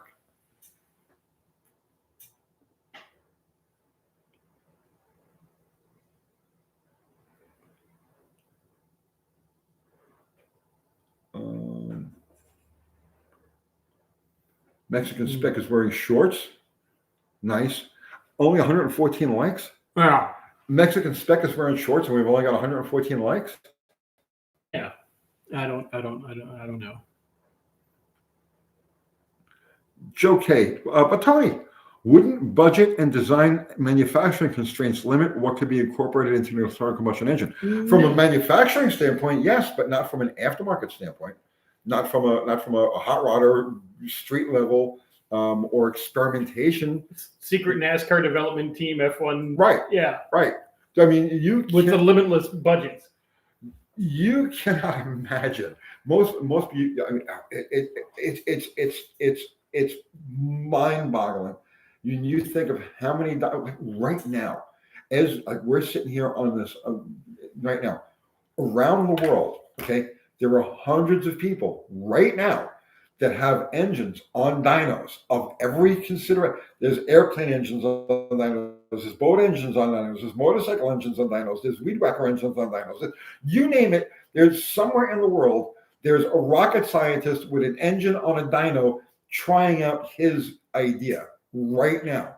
Hundreds of them in the Philippines, in Russia, in Oklahoma. Okay. In Russia, did you see Garage 54? I love that channel. Yeah. Where they put an extra engine in the back, the driver turbo to suck the exhaust out of the engine. I didn't see that one yet. Oh. Don't spoil it for me. Okay. I'll watch it when I go home. So that's what I'm saying. It's like, and this happens every day around the clock, and it has happened every day since the internal combustion engine was invented, and that's why I say there's no new ideas. If anything had validity, it would have a following and would be an orthodoxy somewhere. Does that make any sense? Right, because some dude on the other side of the planet is going to go, I figured this out. At the same time, some guy in the other end of the world is going to be in this almost identical garage with the same amount of missing teeth going, I finally figured this out. So...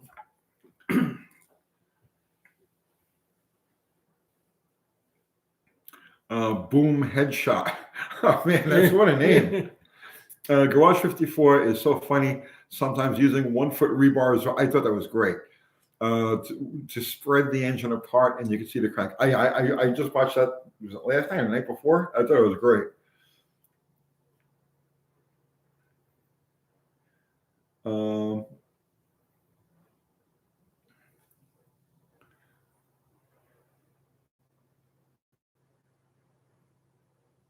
Let's see.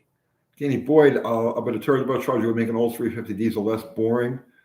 I don't know, man. People were messing with all sorts of things with that.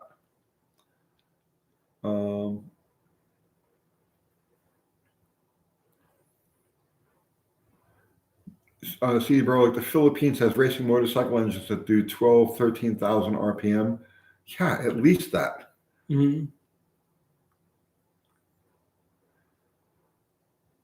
Have you seen, I've now we've talked about this.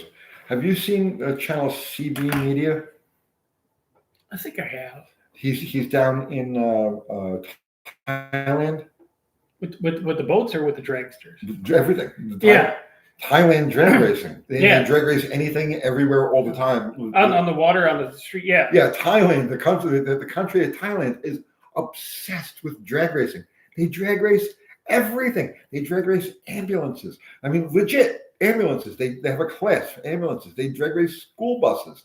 They drag race everything. Race tractors. And they're all, half of them are diesels because that's what they have, and half of them are this and that. And the other thing, yeah. The Thailand is like the mecca of drag racing. It is. We should do Well, you don't get on airplanes, or we could do it live from Thailand. No, you can go and Zoom in.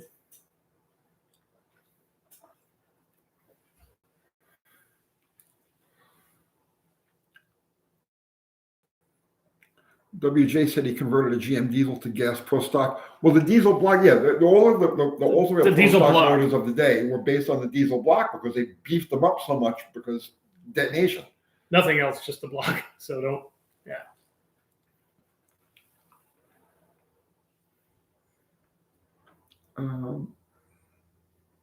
Jeff Hutchins, turbo on Olds diesel will guarantee head gasket removal. You are absolutely right about that. Those engines have the worst deck. I mean, yeah, you're absolutely right. I never understood why Oldsmobile engineers did that. I for life. It was the woke peer pressure of the period. To have an open deck. No, that you need to have a diesel because everything is diesel now, and yes, diesel. But why an open freaking deck?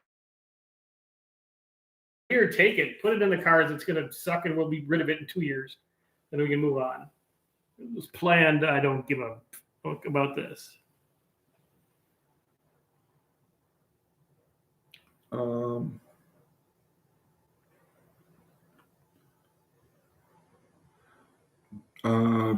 Barry Cooter, do you want to go into the shrimping business with me? Maybe I finance it. Let's talk about it. Yeah. Adrian Ryan, have you ever looked at Green's gas, HHO? You split the hydrogen from the oxygen in water used on electrolysis and run the HH to the intake. Yes, we've talked about this many times. We just had this conversation in the last live, I believe. Right? Yeah, the hydrogen thing, yeah. You can run an engine on hydrogen, and you can extract the hydrogen from water. There's no question about that. There's no mystery about that. The problem is extracting usable power from it, because hydrogen, like propane, like natural gas, like any of the other gaseous liquid or fuels, expends its energy too quickly, just like with the detonation, right? It's just like it's gone. And it's gone so quickly that the piston doesn't have a chance to act. The crank start its way back down even. Yes, that's the forgotten thing. Like, okay, 100% of everything having to do with the internal combustion engine has to do with the relationship of the connecting rod to the crank pin. Okay, period. Yeah, doesn't matter what it is. Everything comes down to the relationship between the connecting rod and the crank pin, right? So the more power, okay, making power only means one thing. Making power means pushing on the crank pin for more degrees of rotation. That's it. That's it. It does not matter how much power you make at top dead center. Right? Because at top dead center, everything's in a line. Okay? As you go past top dead center, the angularity just starts. So you're pushing down on the crank arm at a slight angle, but it's not a really effective angle. You need major push to make any power there. The power really comes after let's say the crank is rotated 20, 30 degrees. That's when it really counts.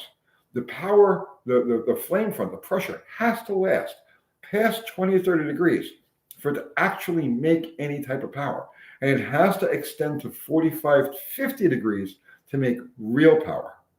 The problem with the gaseous fuels like hydrogen, regardless of their BTUs or anything like that, meaningless.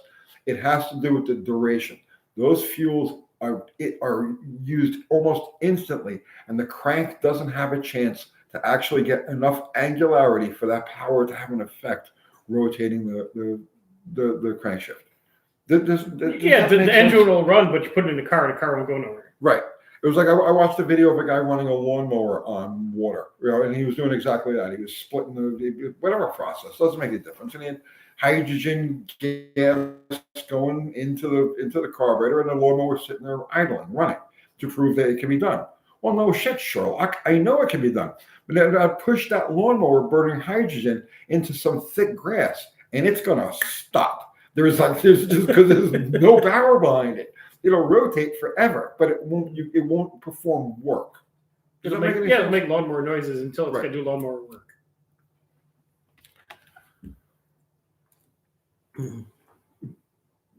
Joe K. How long can it sustain the burn? Yes.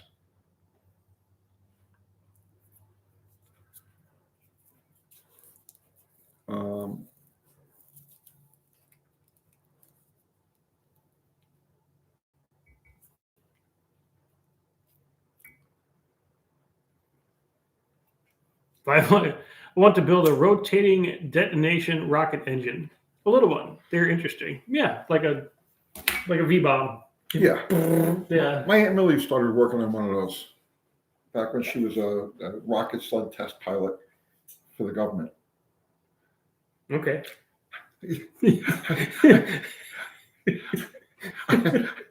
I had Aunt Millie. She died young. She started like 62. Well, she experimented with rockets. Of course, she died young. Oh. When I was a kid, like I was a teenager, right? I would introduce my Aunt Millie as a retired rocket sled test pilot. that she used to test the rocket sleds, and there's videos of her face getting all pushed back and stuff like that. And after a while, after I had done it like I don't know how many times, she would start to go along with the story. Just pile on. So she was just pile on. So people were like, and then there's my Aunt Millie. She's a retired rocket sled, test pilot. Mm-hmm. And then you feel, really? And she said, yeah, I had to give it up. It was my face was starting to sag after.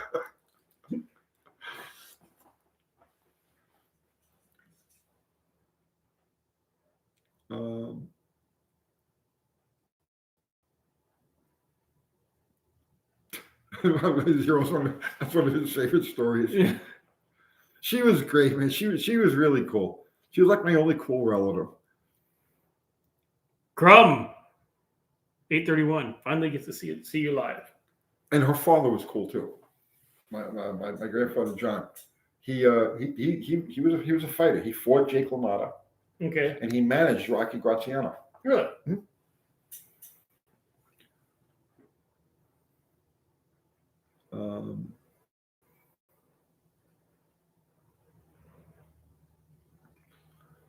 Let's see.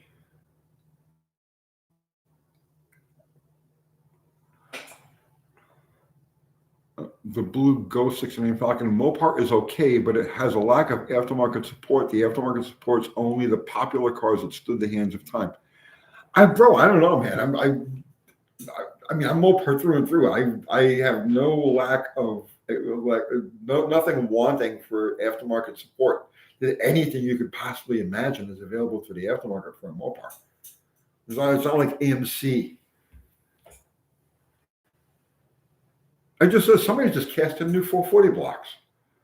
I just saw. How many different people make blocks? Hemi blocks, big blocks, Yeah, I've seen that. Yeah. Yeah.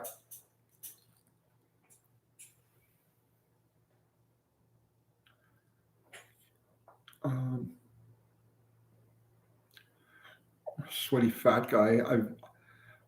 I've made many offerings to the gods of speed, not as many as Bert, but a lot. Dude, I got you all beat. I don't know who Bert is. Okay, I don't know who Bert is, but I got him beat. I got you beat. If you take your sacrifices and whoever's Bert's sacrifices, put them together, you haven't come near my sacrifices. I have left trails of debris and unidentifiable slugs of metal across over drag strips all over the please. Carnage. Yeah, I've done my time to the car gods myself, but in different ways. Jimmy's here. Jamie from Dead Dodge Garage. He says, "Yep, 440 Sources making new blocks." The best Mopar channel in all of YouTube. One of the best automotive channels, period, in all of YouTube. Jamie over at Dead Dodge Garage. Go over there and make sure that you like and subscribe and share and all kinds of shit. He can also play music and sing. Yes. He's yeah. like a Muppet that Send- fixes Mopars. Yes, his beautiful family. Send him super chats and shit like that. All kinds of, yeah. Good guy. Get on Amazon, send him toilet paper and milk bones and whatever else you may need.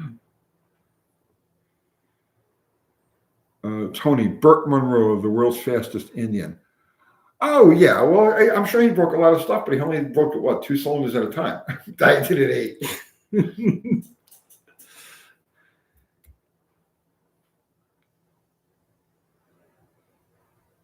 Burt never threw a crankshaft that they had to repave. I have.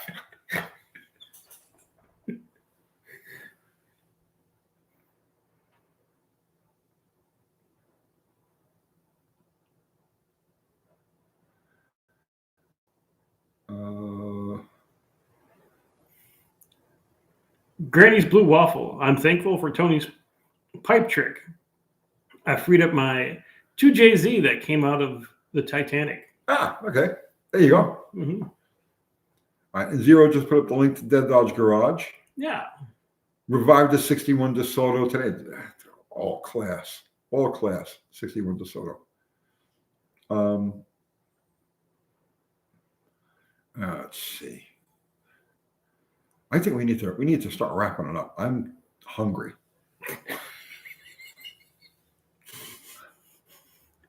Too bad they can't super chat you like a nice taco. We don't have that technology yet. Buddy Carfano, what was your best engine explosion?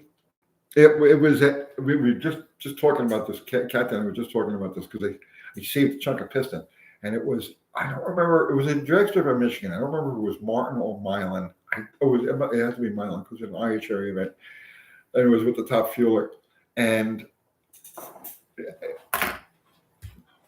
we had broke the motor, we had broke the clutch the week before, and reused a bunch of stuff from the engine that had exploded, right? When the clutch exploded, but we reused connecting rods and other things. It shouldn't have been done, but that's beside the point.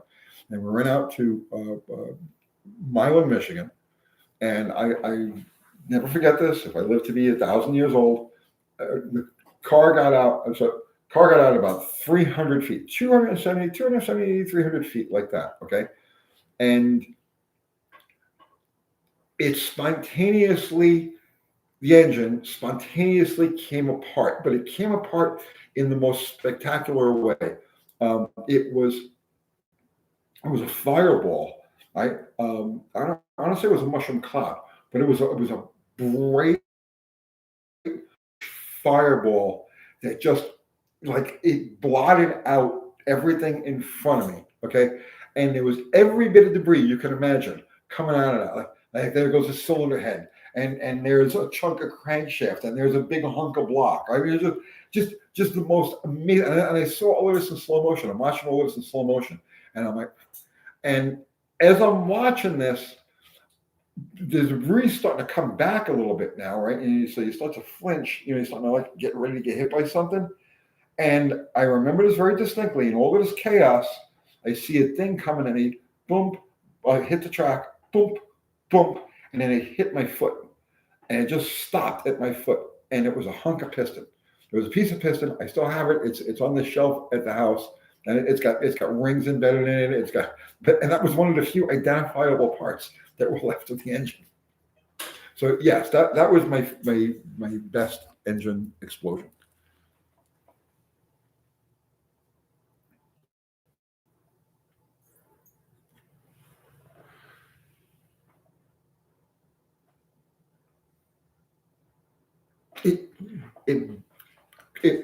It crunched one of the top frame rails of the car. I forgot about that.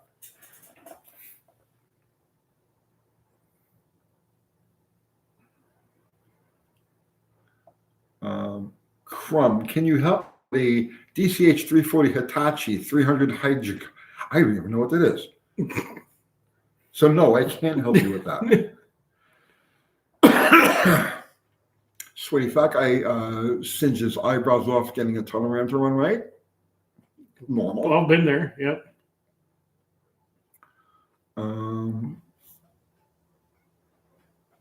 Let's see.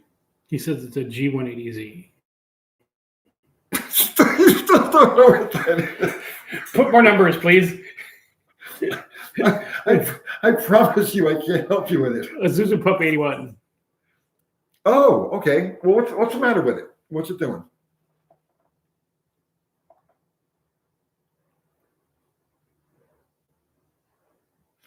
Mark Sauvé, I bought a connecting rod from Chris Karamessinis.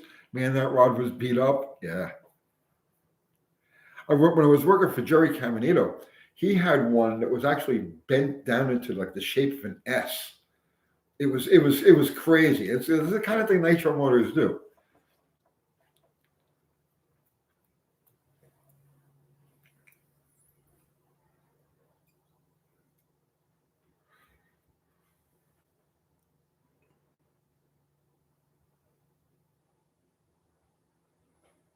That was the highlight of my drag racing career, you know.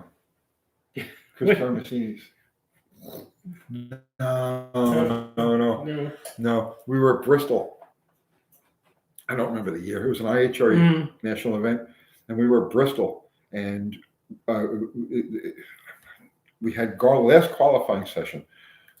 We had Garlett's car in the auto lane. Okay, Richard Langston Larson was driving for him at the time, and they hadn't gotten in yet. They were having trouble at every qualifying pass, and we had Saturday night last qualifying pass. Neither of us was in the show yet, right? So we beat them. We beat Garlett's to the big end, fair and square. It was a clean race. Okay, 1 in a million shot, right? We beat him to the big end, and I'm standing there in shock on the starting line. I'm like, we just put the old man on the trailer, right? Because that was it. Go home, right? Yeah. And I was standing there, I'm in shock. And good job, kid. It was Chris Karamessinis. Oh, okay. Yeah, I'm never going to watch the shoulder again. Good job, kid.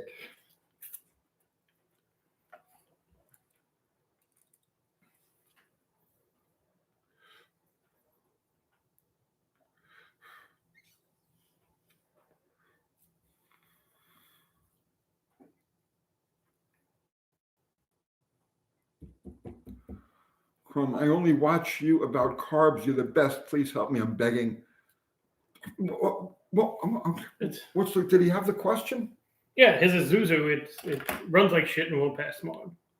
Oh man, that's dude. Yeah, Mexican spec. What he's saying is right. Explain the problem clearly with all the information, and even at that, man, I probably can't help you because there are going to be specifics of that carburetor that I'm not familiar with. So the best I can give you is just general, like, you know what I mean? It's not like a Holly or an Edelbrock or like an Autolite that I'm familiar with these carburetors. I can actually give you specific, like, do this and that. I don't know those carburetors, so all I could do is just give you general information. He's in California. I thought California dropped their smog requirements. Geez, I don't even know. Mm-hmm.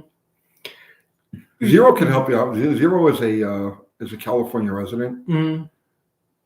Sweaty fat guy. That's a good. There you go. Put 30% ethanol in the tank, and I bet it passes smog. That's something you could try. Yeah, or that heat in the yellow.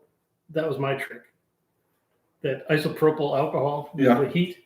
You dump in 3-4 cans of that. There you go. And then same thing. Alcohol. You just thin it out and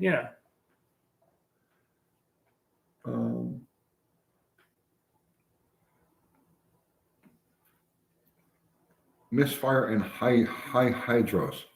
But jeez, I don't know. I mean, you need more information. Like, did you do a compression test? How is this going? And how is this going? And yeah. But look at what time it is, Doctor. I think we need to stop. Oh, look, we have 133 people and 133 likes. Whoa, we got to stop now. Yeah, that's it. Let's not pushing any further. We went square bore, and yes. where we got to go. Yes, we got it squared. And I have to go. You got 2 dogs now. You got to deal with. And I want to go home and see my Molly. She did good in her class. Yeah. Tonight. So Kathy is actually up and running well enough now. that she's really in remission. She's doing great. And she is now taking the dogs to class, which is why I don't have Molly with me tonight. So Kathy Banana is up and running, and life is back to normal. And thank you for all of the well wishes from you guys. But anyway, what do you talk about that car?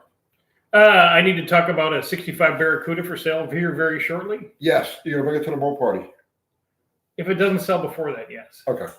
So pay attention to what he's got as far as that goes. If you're in the market for a 65 Barracuda, Which has had a lot more work than what I'm asking for it. Yes, much more work. It's thousands of dollars worth of work, and he just wants a pittance for this car. Our incredible mods, Zero Fubar Mexican spec, guys. Thank you so much. Everybody contributed to Super Chat. Thank you. Never expected, but always appreciated. And everybody who participated with your presence and your conversation, thank you equally. We love you guys.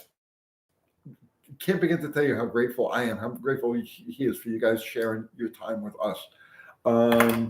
Yeah, we get to be on your TV and or phone and or computer. Yes. And just random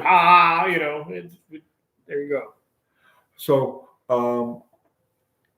yeah, that's it. That's right? it. That's it. I got nothing else to say. I'm done.